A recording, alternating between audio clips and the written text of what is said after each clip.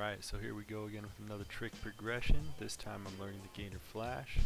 So at this point I had already learned straight gainer. However, I've not tried J-step gainer, so because of that reason I will be learning this trick from a straight gainer setup. I haven't seen anyone do this before, but here's how I got started. So despite the fact that the gainer flash is not that much different from the straight gainer, I always have to have an extensive warm-up no matter how small a variation of the trick.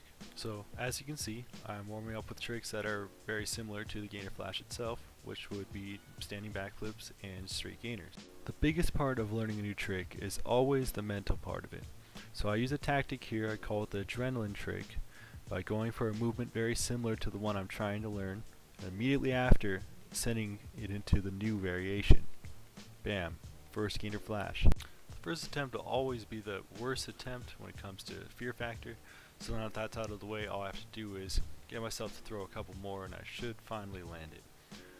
So I continue to use the adrenaline trick that I was talking about earlier, and here we go, second gainer flash attempt. Pretty close on that one. Now I was starting to get excited about this trick. I've noticed in my personal experience that whenever I get that excited, anxious feeling about a trick, it's hard to describe, I always seem to land. To give you guys an idea of the difficulty of this trick, it's honestly not that hard. I'll just give you a 5-star rating. So out of 5 stars, definitely be a 1. This of course given the fact that you already know a straight gainer or any type of gainer from any setup.